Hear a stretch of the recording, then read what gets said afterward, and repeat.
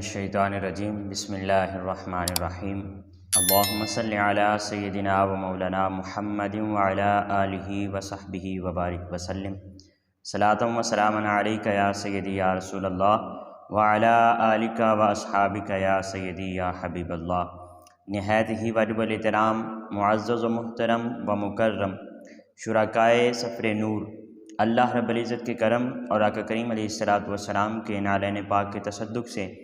ہم بحمد اللہ تعالی اس عظیم الشان سفر کی 22ویں نشست کے اندر شریک ہیں۔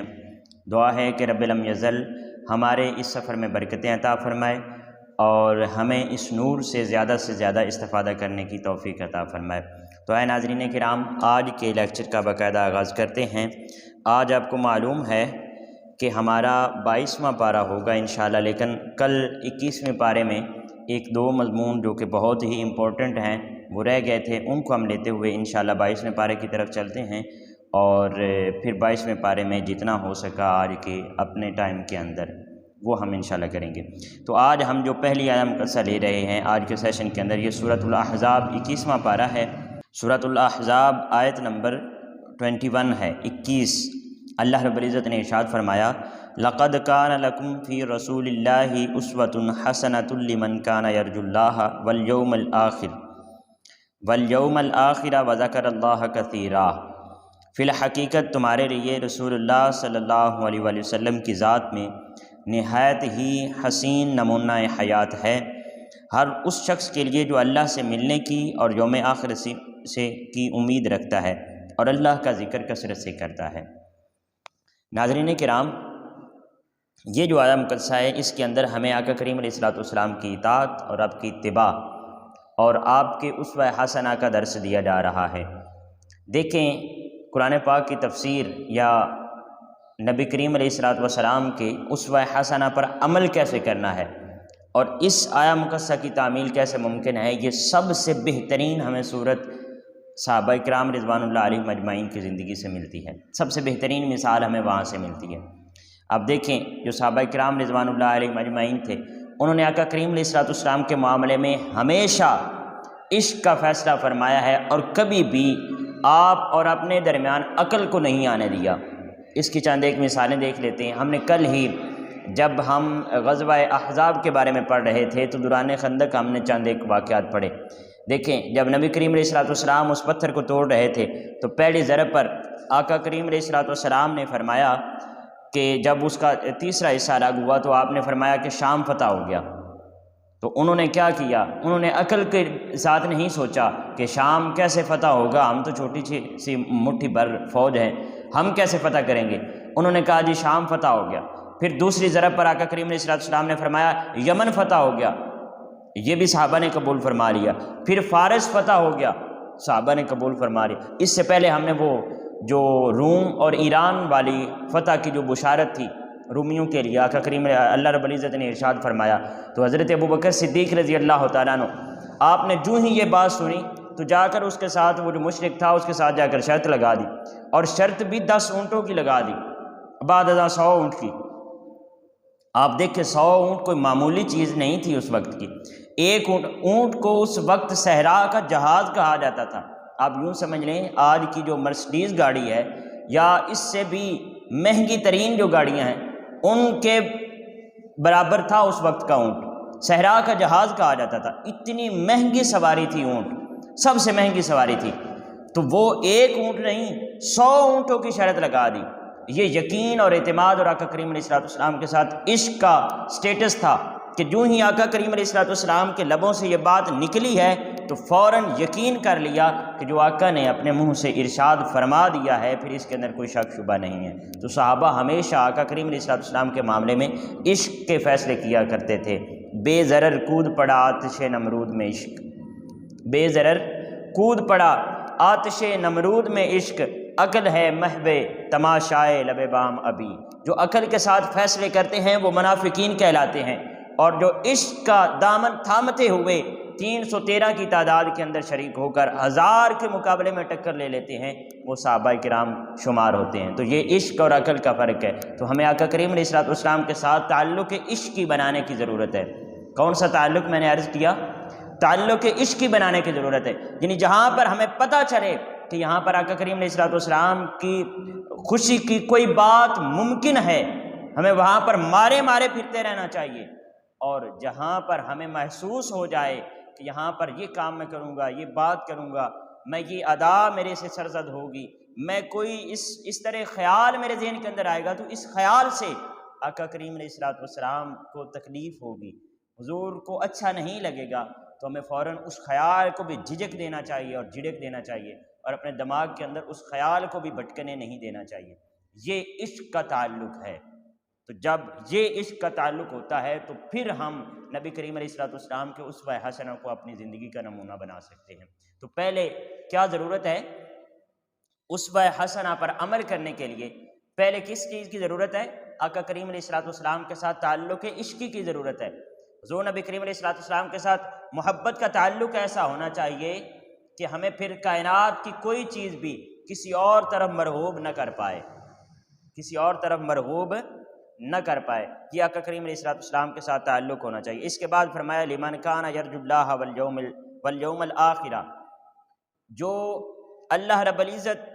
اور یوم آخرت کی امید رکھتا ہے، یعنی اللہ رب العزت کی ملاقات کی جو امید رکھتا ہے، تو یہاں پر اللہ رب العزت کے دیدار کا سبق سکھایا جا رہا ہے۔ اگر اللہ کے دیدار کی امید رکھتے ہو، اللہ سے ملاقات کی امید رکھتے ہو، تو پھر میرے نبی کی زندگی میں تمہارے لیے اسوہ حسنہ ہے، اس پر عمل کرتے ہوئے تم اللہ رب العزت کا دیدار حاصل کر سکتے ہو، اللہ کا دیدار حاصل کر سکتے ہو۔ ایک تو یہ درس دیا جا رہا ہے، دوسرا آپ سمجھ لیں انعام بھی سنایا جا رہا ہے انہی الفاظ کے اندر کہ اگر آپ اس اسوہ حسنہ کو اپنی زندگی کے اندر اپلائی کرو گے اور آپ کا کردار آقا کریم علیہ السلام کے مبارک اسوہ حسنہ کے مطابق ڈھل جائے گا، اور آپ کی زندگی کا ہر لمحہ حضور نبی کریم علیہ السلام کی اطاعت اور آپ کی پیروی میں گزرے گا، تو پھر اس کا انعام یہ ہوگا کہ تمہیں اللہ رب العزت کا دیدار عطا فرمایا جائے گا۔ اور پھر اسی طرح فرمایا یوم الآخر، آخرت کا ذکر یہاں پر فرمایا کہ آخرت کا دن، وہ حشر کا دن کہ جب سورج سوا نیزے پر آ جائے گا، ہر انسان تڑپ رہا ہوگا، لیکن جو آقا کریم علیہ السلام کے ساتھ عشق کا تعلق رکھنے والا ہوگا اور اس نے زندگی نبی کریم علیہ السلام کی اسوہ حسنہ کے مطابق گزاری ہوگی، تو پھر اس کو اس آخرت کے دن اس جو اس نے محنت زندگی کے اندر کی تھی اس کے نعمت بدل کے طور پر وہاں پر کامیابی عطا فرمائی جائے گی۔ تو اگر ہمیں اللہ سے ملاقات حاصل کرنی ہے اور آخرت کے امتحان کے اندر کامیابی حاصل کرنی ہے، تو سب سے مسٹ اور جو پہلی چیز ہے وہ کیا ہے کہ ہمیں آقا کریم علیہ السلام کی اتباع کرنی ہوگی، حضور کے ساتھ عشق کا تعلق کرنا ہوگا۔ ہمیں پتہ چلے کہ حضور کا حکم ہے یہاں پر کھڑے ہو جانا ہے تو کھڑے ہو جانا ہے، پتہ چلے یہاں پر بیٹھ جانا ہے تو بیٹھ جانا ہے، پتہ چلے یہاں پر خاموش ہو جانا ہے تو خاموش ہو جانا ہے، پتہ چلے آقا کریم علیہ السلام نے اس موقع اور اس سچویشن میں گفتگو کی ہے، وہاں پر بولنا شروع کر دینا ہے۔ جو موقع ہمیں جس سچویشن کے مطابق ذرا برابر محسوس ہو جائے کہ آقا کریم علیہ السلام کی رضا اور آپ کی سنت، آپ کا اسوہ حسنہ اس طرح ہے، اس مقام پر ہمیں اپنی زندگی کو اسی طرح ڈال لینا ہے، پھر اس کا نتیجہ یہ نکلے گا کہ یوم آخرت نہ صرف میدان کے اندر کامیابی نصیب ہوگی بلکہ اللہ رب العزت کا دیدار بھی نصیب ہوگا۔ تو دیکھیں جب حشر کا دن ہوگا، آقا کریم علیہ السلام کی حدیث مبارکہ ہے، جب حشر کا دن ہوگا تو چند مؤمنین کو اللہ رب العزت حکم فرمائے گا، اس سے پہلے بلکہ کفار ہوں گے جن کو سزا ہو چکی ہوگی، اور وہ اللہ رب العزت کی بارگاہ میں گر گرا رہے ہوں گے، مولا ہمیں معاف فرما دے یا دوبارہ زندگی عطا فرما، ہم تیری فرما برداری میں زندگی گزاریں گے، تیرے نبی کریم علیہ السلام کی اطاعت میں زندگی گزاریں گے، اسوہ حسنہ کو اپنی زندگی پر اپلائی کریں گے، وہ گڑ گڑا رہے ہوں گے، لیکن اللہ رب العزت اس وقت پھر موقع چونکہ ختم ہو چکا ہوگا، اللہ رب العزت ان کی بات نہیں توجہ نہیں فرمائے گا، چند مومنین کو حکم فرمائے گا کہ چلو جہنم میں چلے جاؤ، جو کہ جن کا جو امتحان ہے وہ پاس ہو چکا ہوگا اور ان کو جنت کی بشارت سنائی جا چکی ہوگی، ان مومنین کو حکم ہوگا جاؤ جہنم میں چلے جاؤ اللہ رب العزت کی طرف سے۔ جو ہی وہ مولا کا یہ حکم سنیں گے تو بغیر سوچے سمجھے جہنم کی طرف دوڑنا شروع کر دیں گے۔ جب جہنم کی طرف دوڑنا شروع کر دیں گے تو آقا کریم علیہ السلام نے ارشاد فرمایا اللہ رب العزت پھر ان کو واپس بلائے گا اور کفار کو فرمائے گا تم نے نہ دنیا کے اندر میری پیروی کی اور نہ ہی آج تم میری پیروی کر رہے ہو، دیکھو اس کو پیروی کہتے ہیں اور اس کو اطاعت کہتے ہیں، میرا جو ہی انہوں نے حکم سنا ہے تو بجائے آگے سے بات کرنے کے مولا ہم نے تو ساری زندگی نیکیاں کی ہیں، ہم نے تو ساری زندگی آپ کی فرما برداری کی ہے، ہم نے تو آقا کریم علیہ السلام کی اطاعت میں زندگی گزاری ہے، تو پھر جہنم کا ہمیں کیوں حکم ہوا ہے؟ یہ تمام سوالات اور منطقی جوابات کا حصول طلب کرنے کی بجائے انہوں نے فوراً میرے حکم پر عمل کرتے ہوئے جہنم کی طرف دوڑ لگا دی ہے۔ تو اللہ رب العزت پھر ان کفار کو یہ سنائے گا۔ اسی طرح ایک اور حدیث مبارکہ ہے، یہ میں عشق کا تعلق بیان کر رہا ہوں، یہ عشق کا تعلق، جب عشق ہو جائے، جب محبت ہو جائے، جب اطاعت کرنی ہو، کسی کی فرما برداری کرنی ہو، کسی کے اسوہ حسنہ کو اپنی زندگی کے اندر اڈاپٹ اور لاگو کرنا ہو، تو پھر اس وقت یہ نہیں سوچتے کہ اب یہاں پر کیا ہوگا اور فیصلہ کیا ہوگا اور نتیجہ کیا ہوگا، پھر بے ضرر کودنا پڑتا ہے،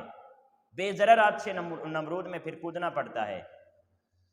ناظرین کرام، پھر اسی طرح نبی کریم علیہ السلام کی ایک حدیث مبارکہ، آقا کریم علیہ السلام نے ارشاد فرمایا دو خوف اور دو امن کبھی جمع نہیں ہو سکتے، دو خوف اور دو امن کبھی جمع نہیں ہو سکتے۔ فرمایا جس کے ذہن کے اندر اللہ رب العزت کی ناراضگی کا خوف ہوگا وہ پھر کبھی دنیا کا خوف اس کے ذہن کے اندر نہیں آئے گا، اور جس کے ذہن کے اندر دنیا کا خوف ہوگا، حرص ہوگا، لالچ ہوگا کہ یہ نہ میرے ہاتھ سے چلا جائے، یہ نہ میرے ہاتھ سے گم ہو جائے، یہ دنیاوی چیز،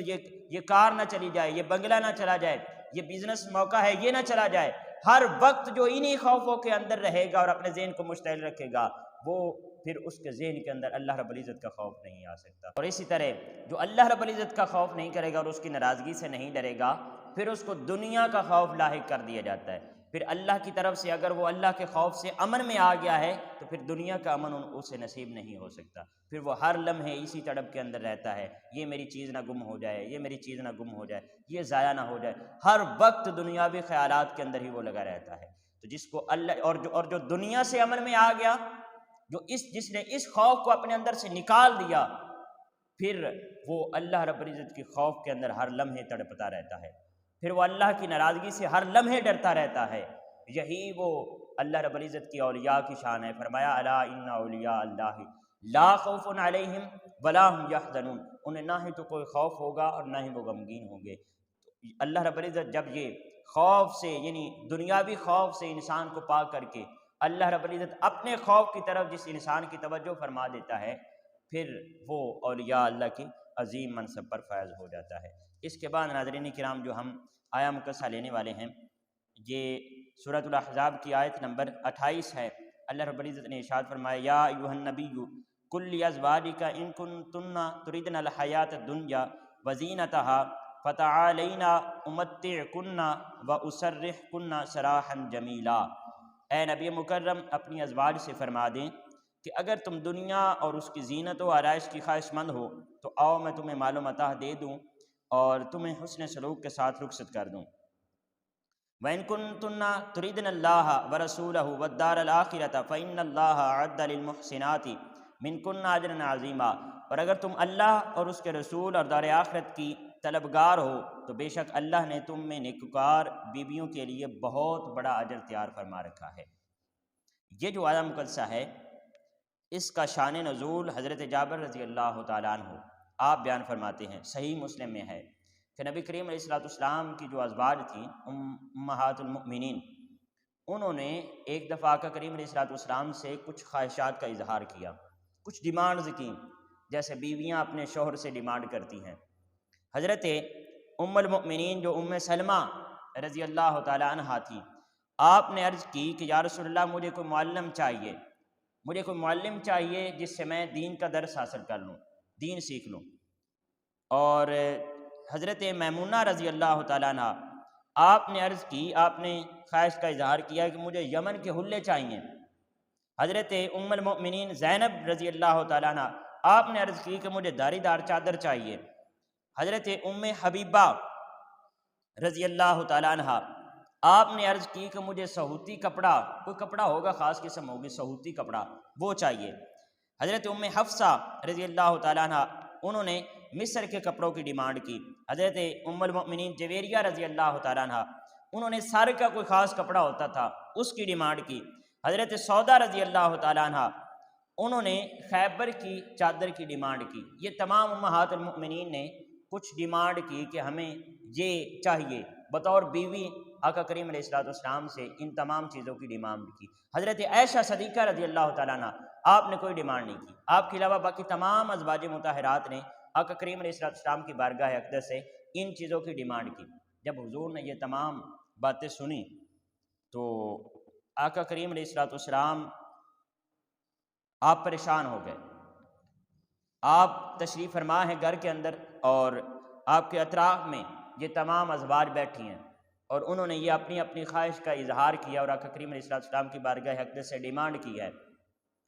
اور حضور نبی کریم علیہ الصلوۃ والسلام درمیان بیٹھے ہوئے پریشانی کی حالت میں تشریف فرمائے۔ اوپر سے سیدنا عمر فاروق رضی اللہ تعالیٰ عنہ آپ تشریف لے آتے ہیں اور آپ آ کر اجازت لینے کے بعد عرض کرتے ہیں یا رسول اللہ آج پریشانی کس چیز کی ہے؟ باقی صحابہ کرام بھی بحر کا شانہ اقدس کے باہر تشریف فرما تھے۔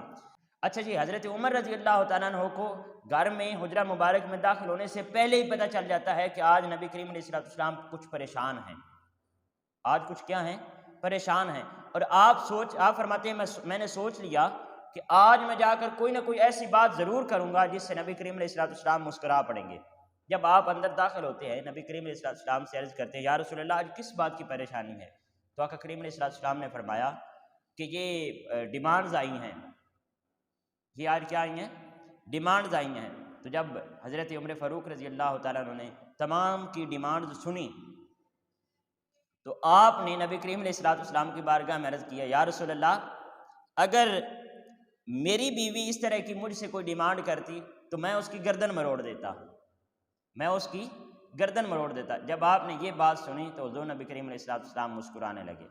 بہرحال آقا کریم علیہ الصلوۃ والسلام نے پھر تقریباً 1 ماہ تک، روایات میں آتا ہے 1 ماہ یا 40 دن تک آپ نے پھر تمام ازواج سے کٹ آف کر لیا اور کسی سے کلام نہیں کیا، اور اس کے بعد پھر یہ آیات نازل ہوئیں۔ اللہ رب العزت نے فرمایا کہ اے نبی مکرم اپنی ازواج سے فرما دیں کہ اگر تم دنیا اور اس کی زینت و آرائش کی خواہش مند ہو تو آؤ میں تمہیں مال و متاع دے دوں اور تمہیں حسن سلوک کے ساتھ رخصت کر دوں۔ رخصت بغیر مال و متاع دیے نہیں کرنا بلکہ مال و متاع دے کر تمہیں رخصت کروں گا، یہ حکم نازل ہوتا ہے۔ نبی کریم علیہ الصلوۃ والسلام ایک ایک زوجہ مبارکہ کو بلاتے ہیں اور ان سے ان کی رائے لیتے ہیں کہ اللہ رب العزت نے آپ کو یہ اختیار دیا ہے وَإِن كُنَّ تُرِيدْنَ اللَّهَ وَرَسُولَهُ وَالدَّارَ الْآخِرَةَ فَإِنَّ اللَّهَ أَعَدَّ لِلْمُحْسِنَاتِ مِنكُنَّ أَجْرًا عَظِيمًا۔ اور دوسرا آپشن یہ ہے کہ پھر اللہ اور اس کے رسول اور یوم آخرت کو رکھ لو اور تمہارے لیے پھر آخرت کے اندر اچھا اجر ہے۔ حضور نبی کریم علیہ الصلوۃ والسلام حضرت عائشہ صدیقہ رضی اللہ تعالیٰ عنہ آپ کو بلاتے ہیں تنہائی میں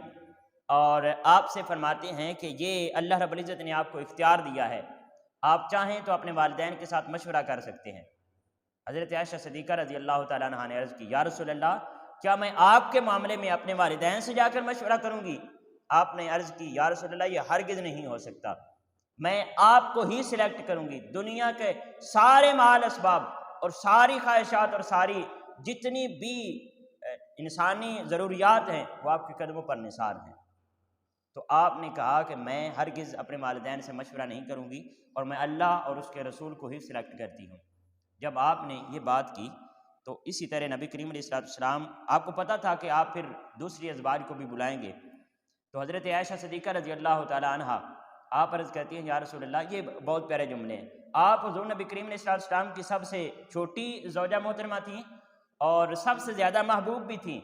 تو آپ کی اٹیریاں سنیں۔ پھر آپ نے عرض کی یا رسول اللہ اب یہ جو میں نے آپ کو اپنی رائے دی ہے یہ باقی ازواج سے آپ نے شیئر نہیں کرنی تاکہ وہ اپنی رائے دیں۔ نبی کریم علیہ الصلوۃ والسلام نے بھی آگے سے مزاح مبارک فرمایا، آپ فرماتے ہیں نہیں، مجھے تو مشکلیں پیدا کرنے والا نہیں بنا کر بھیجا گیا، مجھ سے تو اگر کوئی پوچھے گا تو میں اس کو یہ نہیں کہوں گا کہ ان سے جو بات ہوئی میں بلکہ ان کو بتا دوں گا کہ عائشہ نے یہ بات کی ہے۔ بہرحال یہ محبت بری باتیں ہوتی ہیں۔ پھر اس کے بعد نبی کریم علیہ الصلوۃ والسلام تمام ازواج کو باری باری بلاتے ہیں اور سبھی کا یہی جو جواب ہے وہ ہوتا ہے کہ ہم ہرگز آپ کے عوض دنیا کا مال جو ہے وہ نہیں لیں گے، بلکہ دنیا کی تمام آرائشیں، تمام آسائشیں آپ کے نالین مبارکین پہ ہم نثار کرتے ہیں۔ تو یہ آیات مبارکہ اس موقع پر نازل ہوئیں۔ اس کے بعد ناظرین کرام، حضور نبی کریم علیہ السلام کی ازواج کے بارے میں ہی یہ سورۃ الاحزاب کی آیت نمبر 32 یہ آیات کچھ نازل ہوئی ہیں۔ اللہ رب العزت نے ارشاد فرمایا یا نساء النبی لستن کاحد من النساء۔ اچھا، یہاں پر ایک بات کو کلیئر کرتا چلو، تعدد ازواج کے بارے میں جو آج بدبخت کچھ لوگ کفار نبی کریم علیہ السلام پر یہ تہمت لگاتے ہیں کہ معاذ اللہ آقا کریم علیہ السلام کو زیادہ شادیاں کرنے کا شوق تھا، تو دیکھیں سب سے پہلی بات یہ ذہن میں رکھیں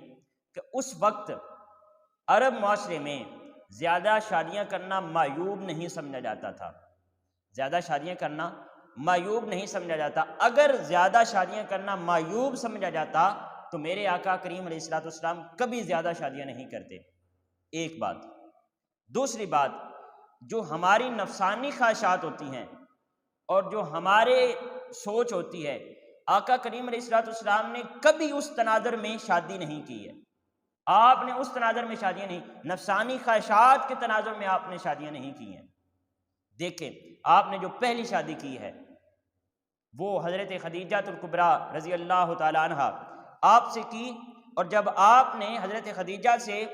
شادی کی تو اس وقت آلموسٹ آپ سے آپ کی زوجہ محترمہ کی عمر مبارک 2 گنا زیادہ ہے۔ تو یہ یہاں پر ہی اس سوچ کا اور اس الزام کا کلا کما ہو جاتا ہے کہ آقا کریم علیہ السلام نے اپنی نفسانی خواہشات کی وجہ سے کسی عورت سے شادی نہیں کی، اور پھر 50 سال عمر ہونے تک، جب تک آپ کی وہ زوجہ محترمہ حیات نہیں ہے، آپ نے کسی دوسری عورت سے شادی نہیں کی ہے۔ اور پھر مجھے بتائیں 50 سال عمر ہونے کے بعد کون آدمی اپنی نفسانی خواہشات جو ہماری سوچ ہوتی ہے اس کے مطابق شادی کرتا ہے؟ اس کے بعد پھر آپ نے جتنی شادیاں کی ہیں ماں سوائے حضرت عائشہ صدیقہ رضی اللہ تعالی عنہ آپ کے، باقی جتنی امہات المؤمنین سے نبی کریم علیہ السلام نے شادیاں فرمائی ہیں وہ تمام کی تمام یا تو مطلقہ تھی یا پھر وہ بیوہ تھی، یعنی یا کسی سے طلاق یافتہ تھی یا ان کے شوہر فوت ہو چکے تھے۔ آپ نے ماں سوائے حضرت عائشہ صدیقہ کے کسی کماری امہات المؤمنین سے شادی نہیں کی ہے۔ یہ بات امید ہے آپ سمجھ رہے ہوں گے۔ تو یہ اس سے میں نقطہ یہی سمجھانا چاہتا ہوں کہ آقا کریم علیہ السلام نے کسی بھی امہات المؤمنین میں سے کسی سے بھی اپنی نفسانی خواہشات کی بنا پر شادی نہیں کی ہے۔ اور پھر آپ یہ سمجھیں کہ آقا کریم علیہ السلام نے یہ زیادہ شادیاں کیوں کی۔ ایک تو جو میں نے پہلے عرض کیا کہ اس وقت یہ معیوب نہیں سمجھا جاتا تھا، زیادہ شادیاں کرنا معیوب نہیں سمجھا جاتا تھا، لوگ کرتے تھے۔ تو آقا کریم علیہ السلام نے ایک نیا ٹرینڈ دیا، وہ یہ دیا کہ اگر، اور اس وقت زمانہ جاہلیت کے اندر لوگ زیادہ شادیاں کرتے تھے اور عورت کی قدر نہیں کرتے تھے، بیویوں کی قدر نہیں کرتے تھے، اور جس کا شوہر فوت ہو جاتا تھا پھر وہ بے سہارا اس کی باقی زندگی جو ہے وہ ذلیل و خوار گزرتی تھی۔ یہ آج بھی جو نبی کریم علیہ السلام پر الزام تراشی کرنے کی لعین لوگ کوشش کرتے ہیں، انڈیا کے کئی علاقے ایسے موجود ہیں کہ جب وہ کسی عورت کا شوہر فوت ہو جاتا ہے پھر اس کے بعد جینے کا حق تک نہیں رہتا، لوگ شوہر کی میت کے ساتھ جو بیوی ہوتی ہے اس کو زندہ جلا دیتے ہیں۔ یہ آج بھی وہ علاقے موجود ہیں، اس کو کہتے ہیں کہ یہ شوہر پر بلی چل جائے، اور اس کے پاس اب اس کا شوہر فوت ہو گیا ہے لہذا اس کے پاس اب زندہ رہنے کا کون سا، اس نے زندہ رہ کر کیا کرنا ہے، اس کے پاس اب زندہ رہنے کا کوئی حق نہیں ہے، اس نے زندہ رہ کر کیا کرنا ہے، اس کا شوہر فوت ہو گیا ہے۔ تو یہ ایسی خرافات زمانہ جاہلیت میں تھیں۔ آقا کریم علیہ السلام نے اس ٹرینڈ کو چینج کیا۔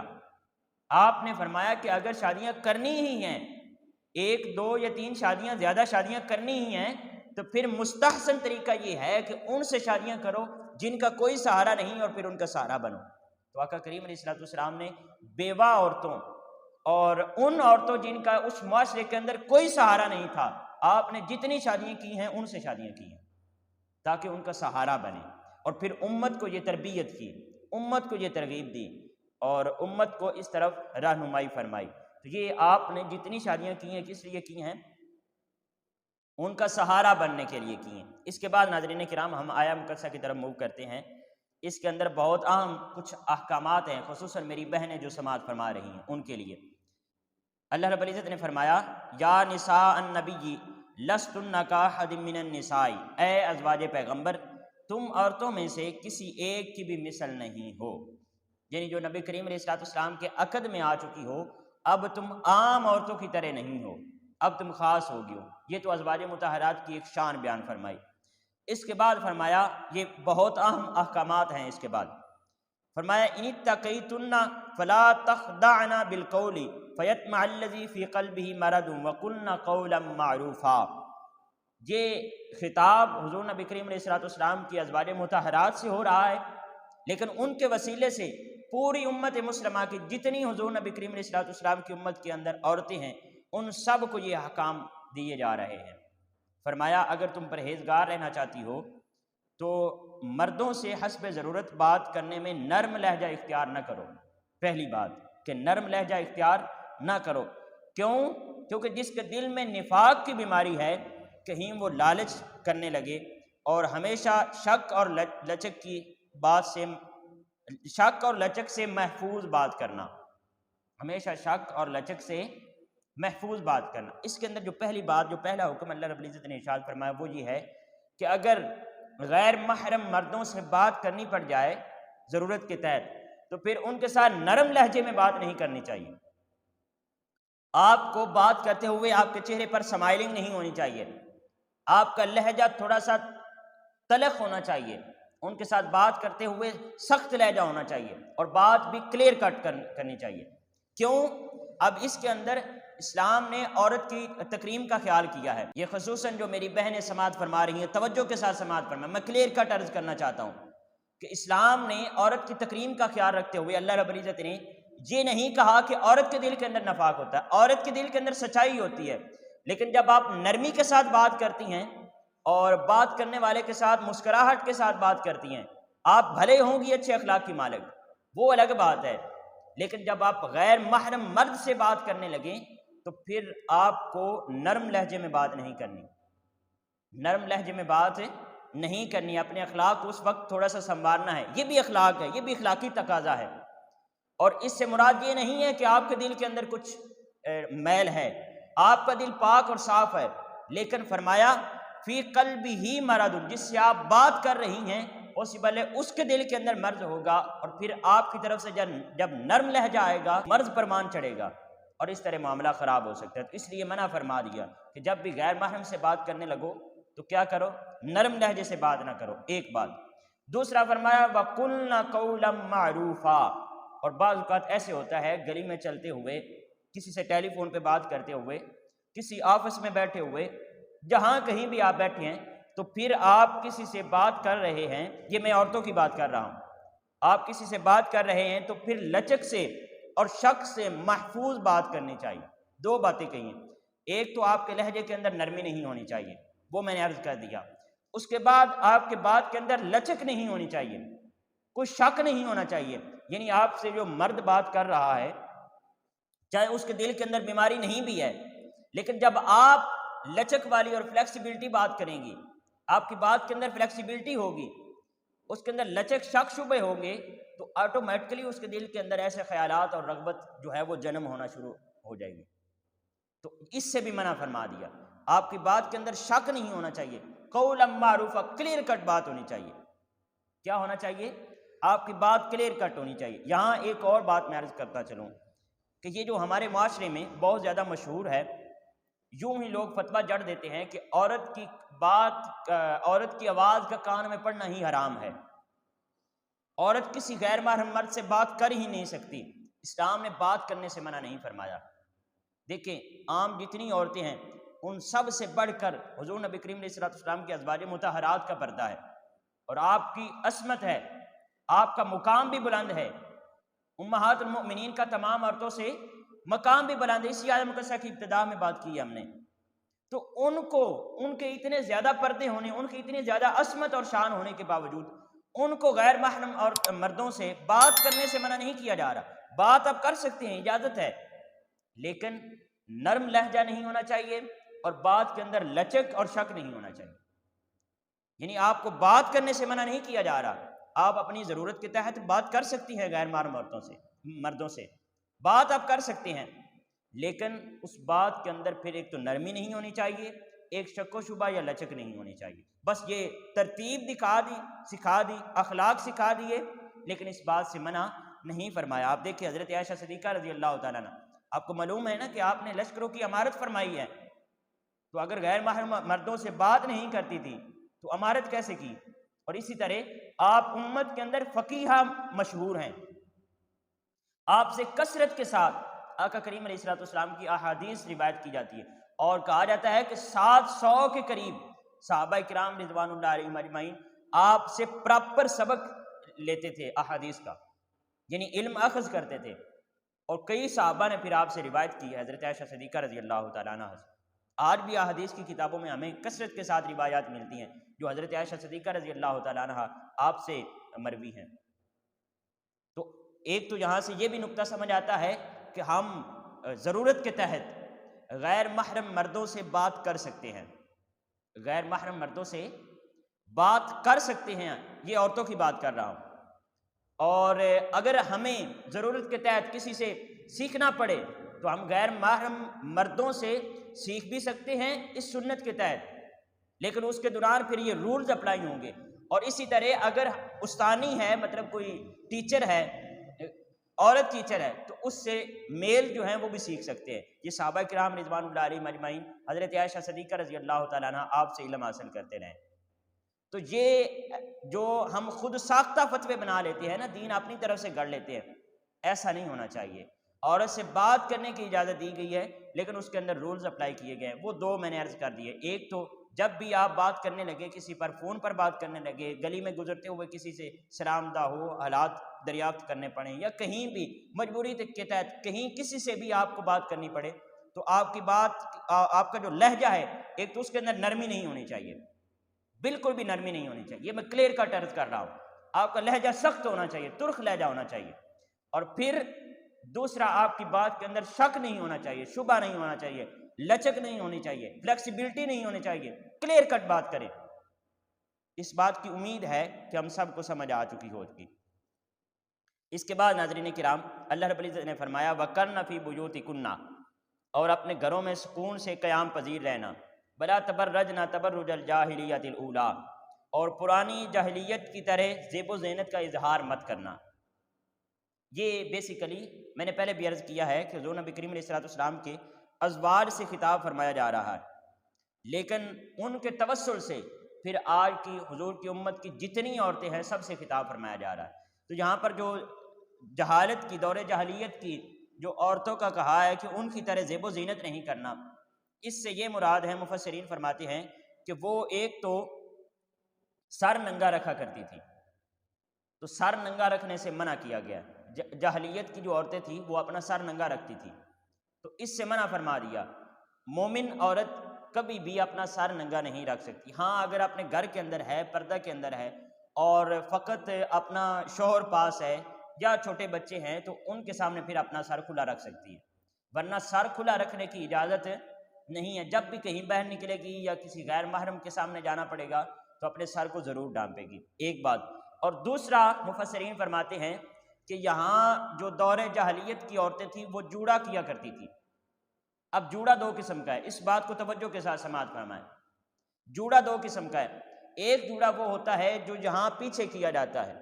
وہ اس لیے کیا جاتا ہے کہ جب ہم گھر میں کوئی کام کاج کر رہے ہوتے ہیں یا کوئی بھی مصروف جب جھاڑو کرنا ہوتا ہے یا صفائی کرنی ہوتی ہے تو آگے جھک کر جب کوئی کام کرتے ہیں تو یہ سر کے بال جو ہیں وہ آگے نہ آ جائیں، وہ آگے آئیں گے تو وہ آلموسٹ ہمیں تکلیف دیں گے، منہ کے سامنے آ جائیں گے یا آنکھوں میں پڑنے لگیں گے۔ تو اس لیے ایک جوڑا اس مقصد سے کیا جاتا ہے کہ آپ اس پیچھے کر لیں جوڑا، تاکہ وہ جو آپ کے بال ہیں وہ آپ کو تکلیف نہ دیں۔ اس بات کی آپ کو سمجھ آ گئی ہوں۔ اور دوسرا جوڑا جو زمانہ جاہلیت میں کیا جاتا تھا وہ یہاں سر کے اوپر کیا جاتا تھا، وہ زیب و زینت کے لیے کیا جاتا تھا، اس کے اندر یہ مقصد نہیں تھا، تو اس جوڑا سے منع کیا گیا جو سر کے اوپر، جو آپ پیچھے کرتے ہیں وہ زیب و زینت کے لیے، اور جو پیچھے جوڑا ہوتا ہے اس کے اندر کوئی زینت ہوتی بھی نہیں ہے، آپ کا چہرہ سامنے ہوتا ہے، وہ سر کے پیچھے ہوتا ہے، وہ نظر ہی نہیں آتا ہے، تو اس کے اندر ممانعت نہیں ہے، وہ آپ کر سکتی ہیں جوڑا،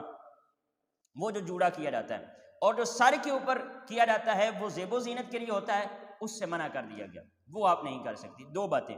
تیسری بات، اس وقت جو زمانہ جاہلیت کی عورتیں تھیں ان کے کپڑے جو تھے وہ با پردہ نہیں ہوتے تھے، یعنی ان کی جو قمیض ہوتی تھی وہ یہاں کندھوں تک ہوتی تھی، کھلی قمیض، گلمے کھلے ہوتے تھے، تو یہ ایسی بے پردگی سے منع فرمایا گیا۔ یہ جو جہاں پر ولا تبرجن تبرج الجاہلیت الاولی فرمایا گیا، اس کے اندر مفسرین فرماتے ہیں کہ 3 چیزوں کی ممانعت ہے۔ ایک تو اپنا سر کھلا نہیں رکھ سکتے، اور دوسرا جوڑا، جیسا کہ میں نے تفصیل کے ساتھ عرض کر دیا، وہ جوڑا جس کا مقصد زیب و زینت ہو وہ آپ نہیں کر سکتے، اور تیسرا کپڑوں کو با پردہ رکھنا ہے۔ ایسے کپڑے جو زیب و زینت کی غرض سے پہنے جائیں لیکن ان کے اندر پردہ کمپلیٹ نہ ہو، سطر نظر آ رہا ہو، تو ایسے جو کپڑے ہیں ان سے بھی سختی کے ساتھ منع فرمایا گیا۔ پھر اس کے بعد احکامات ہیں۔ اللہ رب العزت نے فرمایا وَأَقِمْنَ الصَّلَاةَ وَآتِينَ الزَّكَاةَ وَأَطِيعْنَ اللَّهَ وَرَسُولَهُ، اور نماز قائم رکھنا، زکوٰۃ دیتے رہنا، اللہ اور اس کے رسول کی اطاعت گزاری میں رہنا۔ اس کے بعد فرمایا انما یرید اللہ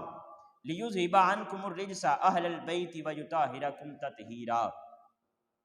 بس اللہ یہی چاہتا ہے کہ اے رسول مکرم صلی اللہ علیہ وسلم کی اہل بیت تم سے ہر قسم کے گناہ کا میل دور کر دے اور تمہیں کامل طہارت سے نواز کر بالکل پاک صاف کر دے۔ یہاں پر ناظرین کرام جب یہ آیہ مقدسہ نازل ہوتی ہے تو یہ بیسیکلی حضور نبی کریم علیہ السلام کی ازواج مطہرات کے بارے میں نازل ہوئی۔ اوپر ساری بات آپ سنتے آ رہے ہیں، ہم پیچھے سے لے کر کر رہے ہیں، تو یہ ازواج مطہرات سے خطاب ہو رہا ہے۔ یہاں سے بھی بیسک مراد حضور نبی کریم علیہ السلام کی ازواج مطہرات ہے کہ ان کے بارے میں اللہ رب العزت فرما رہا ہے کہ اللہ یہ چاہتا ہے کہ انہیں اس طرح پاک کر دیا جائے،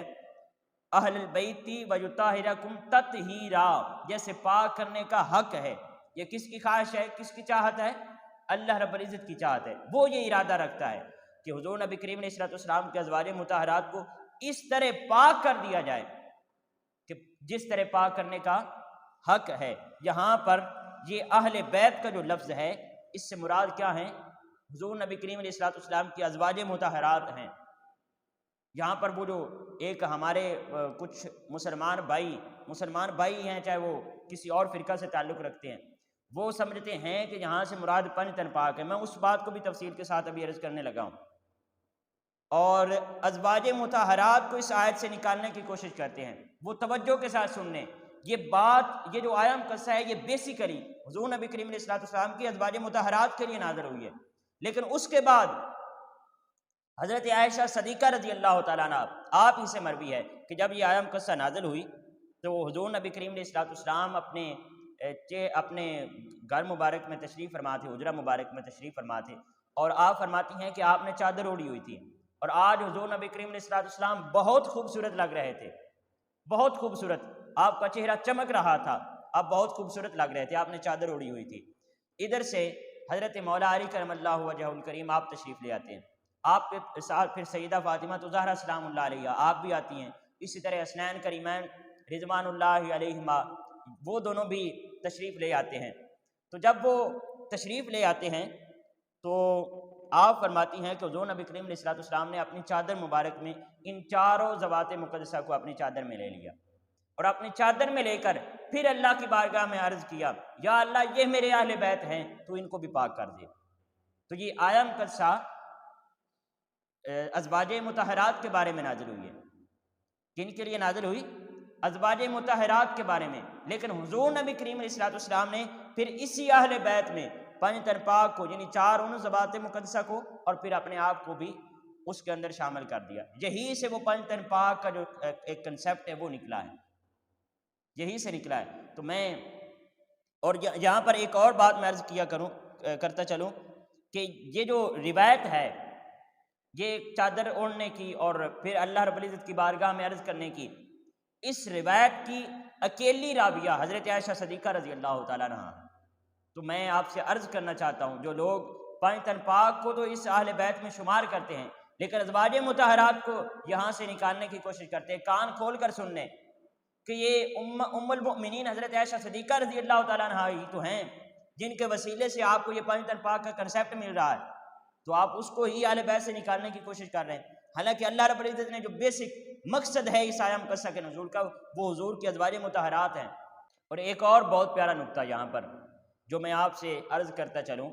کہ دیکھیں ہم یہ بات کر رہے ہیں نا کہ حضور نبی کریم علیہ الصلوۃ والسلام کے ازواج کے بارے میں یہ آیہ مقدسہ نازل ہوئی ہے، اور آقا کریم علیہ الصلوۃ والسلام نے پنج تن پاک کو بھی اس کے اندر شامل فرما لیا ہے۔ اسی کنسیپٹ کے تحت ایک اور بہت پیارا پوائنٹ آپ اوپر سے ان دو آیات کو ذرا پڑھ کر لائیں تو جتنے بھی اس کے اندر افعال استعمال ہوئے ہیں اوپر سے لے کر اس کے اندر جمع مؤنث حاضر کا صیغہ استعمال ہوا ہے، یعنی اللہ رب العزت کلیئر کٹ ہمیں پتہ چل رہا ہے کہ یہاں سے خطاب حضور نبی کریم علیہ الصلوۃ والسلام کی ازواج سے ہو رہا ہے، امہات المؤمنین سے خطاب ہو رہا ہے۔ یہاں دیکھیں لستنا جمع مؤنث حاضر کا صیغہ ہے، جمع مؤنث حاضر کا صیغہ ہے، یعنی تم سب عورتیں۔ پھر اتقیتنا جمع مؤنث حاضر کا صیغہ ہے، تحدانا جمع مؤنث حاضر کا صیغہ ہے۔ پھر اس کے بعد آپ دیکھتے ہیں تو کرنا یہ بھی جمع مؤنث حاضر کا صیغہ ہے، بیوتی کننا یہ کننا بھی جمع مؤنث حاضر کا صیغہ ہے۔ اس کے بعد آپ دیکھتے ہیں تو اقمنا آتینا اطیعنا جتنے یہ افعال استعمال ہوئے ہیں یہ سارے کے سارے جمع مؤنث حاضر کے استعمال ہوئے ہیں انما یرید اللہ سے پہلے پہلے۔ اس سے پہلے پہلے دونوں آیات میں اللہ رب العزت نے جتنے افعال استعمال کیے ہیں سبھی میں خطاب ڈائریکٹلی محسوس ہو رہا ہے کہ حضور نبی کریم علیہ الصلوۃ والسلام کی ازواج سے ہو رہا ہے۔ لیکن جب یہ آیہ مقدسہ کا آگے والا حصہ شروع ہوتا ہے تو آپ دیکھیں اللہ رب العزت فرماتا ہے انما یرید اللہ لیذھب عنکم الرجس۔ اللہ رب العزت نے یہاں آ کر صیغہ کو تبدیل کر دیا ہے، یہاں جمع مؤنث حاضر کا صیغہ نہیں استعمال ہوا، یہاں جمع مذکر حاضر کا صیغہ استعمال ہوا ہے۔ اس بات کو بہت سمجھنے کی ضرورت ہے، توجہ فرمائیں۔ اللہ رب العزت نے اوپر جتنے صیغے استعمال کیے یعنی جتنے احکامات نازل ہوئے ہیں یا حضور کے ازواج سے خطاب ہوتا رہا ہے تو جمع مؤنث حاضر کا صیغہ استعمال ہوتا رہا ہے، لیکن یہ جو آیت تطہیر ہے جب یہ آیت کا حصہ شروع ہوتا ہے تو یہاں پر اللہ رب العزت بجائے جمع مؤنث حاضر کا صیغہ استعمال کرنے کے اللہ رب العزت جمع مذکر حاضر کا صیغہ استعمال کر رہا ہے، یعنی مؤنث کی جگہ پر مذکر آ گیا ہے۔ اس کی ریزن کیا ہے؟ کیونکہ اللہ رب العزت نے یہ آیہ مقدسہ کے نازل کرتے وقت ہی اس آیت کے اندر یہ فلیکسیبلٹی رکھ دی ہے کہ اب یہ عورتوں تک محدود نہیں ہے۔ آپ کو پتہ ہے نا کہ جب عورتوں سے خطاب کیا جاتا ہے تو مؤنث کا صیغہ استعمال کیا جاتا ہے، لیکن جب ایک ایسی جماعت سے خطاب کرنا ہو جس کے اندر عورتیں بھی ہوں اور مرد بھی ہوں تو پھر مذکر کا صیغہ استعمال کیا جاتا ہے۔ تو یہاں پر پھر حسنین کریمین اور حضرت مولا علی کرم اللہ وجہ الکریم نے چونکہ شامل ہونا تھا تو یہ آیہ مقدسہ سے بھی ہمیں اس بات کا ثبوت مل رہا ہے کہ اہل بیت کے اندر اور جن کی تطہیر کا اللہ رب العزت ارادہ فرماتا ہے ان کے اندر حسنین کریمین بھی اور اسی طرح مولا علی کرم اللہ وجہ الکریم بھی اور سیدہ کائنات سیدہ فاطمہ الزہرا سلام اللہ علیہا آپ بھی شامل ہیں۔ تو یہ ایک نقطہ گرامرلی میں نے عرض کر دیا۔ اس کے بعد ناظرین کرام یہ آیہ مقدسہ ہے آیت نمبر 40 سورۃ الاحزاب کی۔ اللہ رب العزت ارشاد فرماتا ہے ما کان محمد ابا احد من رجالکم ولکن رسول اللہ وخاتم النبیین وکان اللہ بکل شیء علیما۔ اور محمد صلی اللہ علیہ وآلہ وسلم تمہارے مردوں میں سے کسی کے باپ نہیں لیکن وہ اللہ کے رسول ہیں اور سب انبیاء کے آخر میں یعنی سلسلہ نبوت کو ختم کرنے والے ہیں اور اللہ ہر چیز کا خوب علم رکھنے والا ہے۔ یہاں پر ناظرین کرام اس آیہ مقدسہ کے ضمن میں دو باتیں خصوصی عرض کرنا چاہوں گا، دو اہم مسائل ہیں۔ یہ جو آیہ مقدسہ کا شان نزول ہے یہ بیسیکلی ہوا یوں کہ حضرت زید بن حارث رضی اللہ تعالیٰ عنہ آقا کریم علیہ الصلوۃ والسلام کے منہ بولے بیٹے تھے، یہ جس کو ہم کہتے ہیں نا کہ اڈاپٹڈ بیٹے ہوتے ہیں، جو گودی لے لیے جاتے ہیں، بچوں کو اٹھا لیا جاتا ہے کہ اس کو پرورش کی جاتی ہے، چھوٹے بچوں کو اٹھا لیا جاتا ہے۔ حضرت زید بن حارث رضی اللہ تعالیٰ عنہ آقا کریم علیہ الصلوۃ والسلام کے اڈاپٹ بیٹے تھے، یعنی منہ بولے بیٹے تھے، سگے بیٹے نہیں تھے۔ آپ کی شادی ہوئی تھی حضرت زینب رضی اللہ تعالیٰ عنہ، حضور نبی کریم علیہ الصلوۃ والسلام کی ایک صحابیہ تھی اور بعد ازاں حضور کی زوجہ محترمہ بنی۔ آپ کو جب طلاق ہوتی ہے حضرت زید رضی اللہ تعالیٰ عنہ کسی وجہ سے حضرت زینب کو طلاق دے دیتے ہیں۔ جب طلاق ہو جاتی ہے تو حضور نبی کریم علیہ الصلوۃ والسلام حضرت زینب رضی اللہ تعالیٰ عنہ آپ سے نکاح فرما لیتے ہیں۔ آپ کا جب عقد مبارک ہوتا ہے حضرت زینب رضی اللہ تعالیٰ عنہ سے تو اس وقت پھر جو منافقین تھے وہ باتیں کرنا شروع کر دیتے کہ دیکھیں جی پہلے بیٹے کے ساتھ تھا نکاح اور اب پھر باپ نے اس جب بیٹے نے طلاق دی ہے تو باپ نے شادی کر لی معاذ اللہ، ایسے الزام لگانا شروع کر دیے، تو پھر اللہ رب العزت نے یہ آیت مقدسہ نازل فرمائی کہ ما کان محمد ابا احد من رجالکم، کہ محمد صلی اللہ علیہ وآلہ وسلم تم مردوں میں سے کسی کے باپ نہیں ہیں، مردوں میں سے کسی کے باپ نہیں ہیں، یعنی حضرت زید بن حارث رضی اللہ تعالیٰ عنہ کے بھی صلبی باپ نہیں ہیں، وہ تو منہ بولے بیٹے ہیں حضرت زید بن حارث، اور آپ جو ہے وہ ان کے صلبی باپ نہیں ہیں، تو جب صلبی باپ نہیں ہیں تو پھر آپ ان کی مطلقہ سے نکاح فرما سکتے ہیں۔ ایک بات یہاں چونکہ منہ بولے بیٹے کا ذکر ہو رہا ہے تو اس کے متعلق چند ایک احکامات ہیں وہ آپ کی گوش گزار کرتا ہوں۔ ایک تو پہلا یہ بات میں عرض کرنا چاہتا ہوں کہ ولدیت میں جو اس طرح منہ بولا بیٹا ہو، لوگ آج بھی یتیم خانے سے کہیں سے جا کر بیٹے رشتہ داروں سے لے لیتے ہیں، جب کسی کے ہاں 2 بیٹے ہوں یا 3 بیٹے ہوں اور دوسرے بھائی کے پاس کوئی بیٹا نہ ہو تو وہ اس کو اپنی گودی لے لیتا ہے اور اس کی پرورش کرتا ہے، اور اس طرح لوگ یتیم خانے سے اٹھا لیتے ہیں، ان کی پرورش کرتے ہیں، تو وہ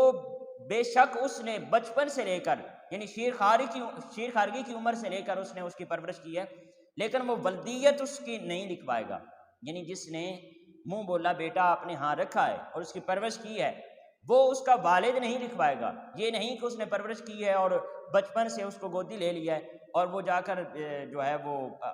اس کے نام کے ساتھ اپنا نام لکھوا دے، ایسے ممکن ہے، اس کو حرام قرار دیا گیا، یہ حرام ہے۔ یعنی جو منہ بولا بیٹا ہے وہ اپنی ولدیت کا اظہار اسی اپنے اصلی والد کے ساتھ کرے گا اور والدہ کے ساتھ، اپنے اصلی والدین کے ساتھ ہی اپنے ولدیت کا اظہار کرے گا۔ ہاں ان کے پاس وہ رہ سکتا ہے، ان کا منہ بولا بیٹا ہے، ان کے ساتھ معاملات کر سکتا ہے باقی سارے، ایک بات۔ اور دوسری ایک تو ولدیت اپنے اصلی والدین کی طرف جائے گی، اور ایک وراثت کا مسئلہ بنتا ہے کہ جس نے منہ بولا بیٹا کہا ہو اور اس کی پرورش کی ہو وہ وراثت اس سے نہیں لے گا بلکہ اپنے اصلی باپ سے لے گا۔ ہاں جس نے پرورش کی ہے وہ اگر چاہے تو کچھ ریٹرن چیزیں دے سکتا ہے، اپنی جائیداد میں سے جو بھی دینا چاہے وہ دے سکتا ہے، لیکن جو وراثت والا معاملہ ہے وراثت کا یہاں پر اس کا حق نہیں ہوگا، اس بات کو سمجھے، وراثت کا حق اس کے اصلی والدین کی طرف جائے گا۔ تو یہ 2 باتیں، ایک تو یہ ولدیت کے حوالے سے اور وراثت کے حوالے سے، یہ ایک تو اس آیہ مقدسہ کے ضمن میں یہ بات عرض کی کہ حضرت زید بن حارث رضی اللہ تعالیٰ عنہ آپ کے اڈاپٹڈ بیٹے تھے۔ ایک اور یہاں پر بہت پیارا نقطہ ہے کہ جو اللہ رب العزت نے فرمایا ما کان محمد ابا احد من رجالکم، کہ محمد صلی اللہ علیہ وآلہ وسلم آپ مردوں میں سے کسی کے باپ نہیں ہیں۔ تو یہاں پر سوال یہ پیدا ہوتا ہے کہ حضور کے تو 2 بیٹے تھے، حضرت ابراہیم اور قاسم رضی اللہ تعالیٰ عنہما، تو پھر یہاں پر فرمایا جا رہا ہے کہ تم مردوں میں سے کسی کے بیٹے نہیں تھے، تو اس کا مطلب یہ ہے کہ وہ بچپن میں ہی جو ہے وہ وصال فرما گئے تھے، اللہ رب العزت نے ان کو سن بلوغت تک نہیں پہنچنے دیا۔ اس کے اندر بہت پیاری مصلحت ہے، بہت پیاری مصلحت ہے، وہ یہ ہے کہ حضور نبی کریم علیہ السلام کی بلکہ حدیث مبارکہ ہے کہ اگر میرا قاسم بیٹا جوان ہوتا تو وہ نبی ہوتا، اگر میرا قاسم بیٹا جوان ہوتا تو وہ نبی ہوتا، لیکن جوان کیوں نہیں ہوئے؟ کیونکہ اگر جوان ہوتے تو نبی ہوتے، اگر نبی نہ ہوتے تو یہ بھی حضور نبی کریم علیہ السلام کے شان کے خلاف تھا، کیونکہ سابقہ جتنے انبیاء ہوئے ہیں اکثر کے جو اولادیں ہوتی تھی وہ آگے سے بیٹے نبی ہوتے تھے، تو یہ کیسے ممکن ہے کہ باقی انبیاء کے بیٹے نبی ہوں لیکن حضور کا بیٹا سن بلوغت تک بھی پہنچے اور نبی نہ ہو؟ تو یہ حضور کی شان کے شایان شان نہیں تھا، تو اس لیے اللہ رب العزت نے پہلے ہی آپ کے جو بیٹے تھے ان کو اپنے پاس بلا لیا۔ ایک یہ بات، اس کے بعد سوال یہ ہوتا ہے کہ اگر سن بلوغت تک نہیں پہنچ رہے تھے تو پھر بیٹے پیدا ہی کیوں ہوئے؟ تو اللہ رب العزت آقا کریم علیہ السلام کو یہ شان بھی عطا کرنا چاہتا تھا، یعنی کسی شان سے محروم نہیں رکھا ہے۔ لوگ یہ نہ کہیں کہ حضور کے پاس بیٹے نہیں ہیں، بیٹے بھی عطا فرمائے اور پھر نبوت چونکہ آگے چلنی نہیں تھی اس لیے جوانی سے پہلے واپس بھی بلا لے۔ تو یہ اس کے اندر 2 اہم باتیں تھیں وہ آپ کے گوش گزار کر دیں۔ اس کے بعد ناظرین کرام سورۃ الاحزاب ہی ہے، ہم آیت نمبر 53 کی تلاوت کر رہے ہیں۔ یہاں پر اللہ رب العزت نے ارشاد فرمایا یا ایھا الذین آمنوا لا تدخلوا بیوتکم لا تدخلوا بیوت النبی الا ان یؤذن لکم۔ میں صرف ترجمہ پڑھ دیتا ہوں۔ اے ایمان والو، نبی مکرم صلی اللہ علیہ وسلم کے گھروں میں داخل نہ ہوا کرو سوائے اس کے کہ تمہیں کھانے کے لیے اجازت دی جائے، پھر وقت سے پہلے پہنچ کر کھانا پکنے کا انتظار کرنے والے نہ بنا کرو۔ ہاں جب تم بلائے جاؤ تو اس وقت اندر آیا کرو، پھر جب کھانا کھا چکو تو وہاں سے اٹھ کر فوراً منتشر ہو جایا کرو، اور وہاں باتوں میں دل لگا کر بیٹھے رہنے والے نہ بنو، یقیناً تمہارا ایسے دیر تک بیٹھے رہنا نبی اکرم صلی اللہ علیہ وآلہ وسلم کو تکلیف دیتا ہے، اور وہ تم سے اٹھ جانے کا کہتے ہوئے شرماتے ہیں، اور اللہ رب العزت حق بات کہنے سے نہیں شرماتا۔ ناظرین کرام، یہ تو آیہ مقدسہ کا ترجمہ ہے۔ اب اس کے بارے میں دو روایات ہیں۔ ایک روایت یہ ہے کہ جب حضور نبی کریم علیہ السلام کا حضرت زینب رضی اللہ تعالیٰ عنہ ام المؤمنین آپ سے جب عقد ہوتا ہے تو حضور نبی کریم علیہ السلام چند صحابہ کو اپنے گھر دعوت ولیمہ کے لیے بلاتے ہیں، ولیمہ کے لیے دعوت دیتے ہیں۔ جب حضور نبی کریم علیہ السلام صحابہ کرام کو بلاتے ہیں تو پھر وہ دعوت سے فارغ ہونے کے بعد، یعنی کھانا کھانے کے بعد، وہ صحابہ وہیں پر بیٹھے رہتے ہیں، اور حضور نبی کریم علیہ السلام تین دفعہ ایسے اٹھنے کی کوشش بھی کرتے ہیں کہ تاکہ ان کو محسوس ہو کہ حضور کو جلدی ہے اور ہم اٹھ کر چلے جائیں۔ اب حضور یہ تو نہیں نہ فرما سکتے تھے کہ اب آپ چلے جاؤ، اور وہ بھی عاشق تھے، ان کا بھی دل تھا کہ ہم بیٹھے رہیں، لیکن حضور نبی کریم علیہ السلام کو اس بات سے تکلیف ہو رہی تھی۔ تو اللہ رب العزت نے فرمایا کہ اب جس بات سے میرے محبوب کو تکلیف ہو رہی ہو، میرے محبوب تو اس بات سے شرماتا ہے، وہ آپ سے وہ بات نہیں کر سکتا، لیکن میں آپ کو منع کر رہا ہوں کہ جس بات سے میرے محبوب کو ذرا سی بھی تکلیف ہو رہی ہو پھر وہ کام نہیں کرو، پھر فوراً گھروں سے نکل کر چلے آیا کرو۔ ایک تو یہ روایت ہے۔ ایک دوسری روایت حضرت انس بن مالک رضی اللہ تعالیٰ عنہ آپ کے حوالے سے تھی۔ آپ کی والدہ حضرت ام سلیم رضی اللہ تعالیٰ عنہ حضور کی صحابیہ تھی، اور حضور نبی کریم علیہ السلام سے بے حد محبت اور پیار کرتی تھی، بے حد پیار کرتی تھی۔ ان کا بیٹا حضرت انس بن مالک رضی اللہ تعالیٰ عنہ آپ تھا، اور آپ نے بچپن کے اندر، یعنی حضرت انس بن مالک رضی اللہ تعالیٰ عنہ کے بچپن کے اندر، یہ جو آپ کی والدہ تھی ام سلیم، آپ حضور نبی کریم علیہ السلام کی بارگاہ میں حضرت انس بن مالک رضی اللہ تعالیٰ عنہ کو لے آئی اور عرض کی، یا رسول اللہ، آپ کی بارگاہ میں لوگ تحفے پیش کرتے ہیں، تو میں تو غریب ہوں اور کوئی میرے پاس چیز نہیں ہے، یہ میرا بیٹا ہے، یہی میں آپ کے قدموں پر نثار کرتی ہوں اور آپ کو بطور تحفہ پیش کرتی ہوں۔ یہ حضرت انس انہوں نے آپ کو، آپ کی والدہ کو میٹھی چیز دیتی ہیں کہ جاؤ حضور نبی کریم علیہ السلام کی بارگاہ میں پیش کرو، کچھ چھوٹے سے برتن میں تھی۔ یہ حضرت انس رضی اللہ تعالیٰ عنہ حضور کے بارگاہ اقدس میں حاضر ہوتے ہیں اور وہ میٹھی چیز جو ہے وہ پیش کرتے ہیں۔ حضور نبی کریم علیہ السلام فرماتے ہیں، انس جاؤ اور فلاں فلاں صحابی کو بھی بلا کر لاؤ، ہم مل کر کھائیں گے یہ میٹھی چیز۔ حضرت انس بن مالک رضی اللہ تعالیٰ عنہ دوڑے دوڑے جاتے ہیں اور جس صحابی کا حضور نبی کریم علیہ السلام نے فرمایا تھا ان کو بلا کر لے آتے ہیں۔ جب وہ آ جاتے ہیں تو حضرت انس رضی اللہ تعالیٰ عنہ فرماتے ہیں، حضور نبی کریم علیہ السلام فرماتے ہیں حضرت انس سے، جاؤ مزید لوگوں کو بلا کر لاؤ اور مدینہ کے گلیوں میں چکر لگاؤ، جو تمہیں آگے سے آتا ہوا ملے اس کو بلا لاؤ اور کہو حضور نبی کریم علیہ السلام نے آپ لوگوں کو دعوت پر بلایا ہے۔ حضرت انس بن مالک رضی اللہ تعالیٰ عنہ دوڑے دوڑے جاتے ہیں، مدینہ کی گلیوں میں چکر لگاتے ہیں، جو ملتا ہے اس کو بلا کر لے آتے ہیں۔ بہت ایک جمع غفیر اکٹھا ہو جاتا ہے۔ حضور نبی کریم علیہ السلام فرماتے ہیں، جاؤ اور اونچے ٹیلوں پر چڑھو اور جو نیچے لوگ ہیں جن تک یعنی ابھی تک دعوت نہیں پہنچ سکی ان کو بھی بلا لاؤ، جو اوپر ٹیلوں پر ہیں اور جو نیچے وادیوں میں ہیں ان سبھی کو بلا کر لاؤ اور سبھی کو میری طرف سے دعوت دو۔ جب حضرت انس بن مالک رضی اللہ تعالیٰ عنہ سبھی کو دعوت دیتے ہیں تو ایک جمع غفیر حضور نبی کریم علیہ السلام کے گھر اکٹھا ہو جاتا ہے۔ حضرت انس بن مالک رضی اللہ تعالیٰ عنہ آپ سے حکم ہوتا ہے کہ ان کو 10-10 کے ٹولیوں میں تقسیم کر دو اور ان کو یہ میٹھی چیز تقسیم کرنا شروع کر دو۔ وہ مدینہ کے سبھی لوگ اس چھوٹے سے برتن میں جو چھوٹی ایک وہ میٹھی چیز ہوتی ہے حضرت انس رضی اللہ تعالیٰ عنہ تقسیم کرتے جاتے ہیں اور وہ سب لوگ کھاتے ہیں۔ وہ جب کھا بیٹھتے ہیں حضور نبی کریم علیہ السلام کی دعوت پر، وہ جب کھانا کھا لیتے ہیں تو کچھ صحابہ تو چلے جاتے ہیں اور کچھ پھر وہیں پر بیٹھے رہتے ہیں۔ تو ایک روایت میں آتا ہے کہ یہ آیات پھر ان کے لیے نازل ہوئی۔ بہرحال یہ حضور نبی کریم علیہ السلام کا ایک بہت پیارا معجزہ ہے کہ حضرت انس رضی اللہ تعالیٰ عنہ پھر جب وہ سبھی لوگ کھا بیٹھے تو اس برتن کے اندر آپ فرماتے ہیں، حضور نبی کریم علیہ السلام نے فرمایا کہ انس دیکھو ذرا، جب آپ لے آئے تھے اس وقت زیادہ تھا یا اب زیادہ ہے؟ یعنی اتنے لوگوں نے کھا بھی لیا ہے اور پھر آپ یہ اندازہ بھی نہیں لگا سکو گے کہ اس میں سے کچھ کم بھی ہوا ہے یا نہیں ہوا ہے۔ یہ حضور نبی کریم علیہ السلام کا ایک کمال کا، اور وہ ہم نے حضرت جابر رضی اللہ تعالیٰ عنہ کی بکری کے بچے والا بھی ہم نے معجزہ پڑھا تھا۔ تو یہ حضور نبی کریم علیہ السلام کے لعاب دہن میں آپ کے ہاتھوں میں یہ اتنی اللہ رب العزت نے برکت رکھی ہوتی۔ ویسے ہم یہ باتیں کر رہے ہیں تو کتنا پیارا یہ خیال آ رہا ہے کہ وہ حضور نبی کریم علیہ الصلوۃ والسلام کا زمانہ مبارک کتنا پیارا زمانہ تھا۔ آپ دیکھیے حضرت آدم علیہ السلام سے لے کر آج تک دنیا میں کوئی ایسا زمانہ نہیں آیا جو حضور نبی کریم علیہ الصلوۃ والسلام کے اس زمانہ مبارک سے مقابلہ کرے۔ حضور کا زمانہ ہر زمانے سے افضل اور خوبصورت ہے۔ نہ آپ سے پہلے اس دنیا پر ایسا زمانہ آیا ہے اور نہ قیامت تک پھر وہ زمانہ آئے گا۔ تیرے ہوتے جنم لیا ہوتا،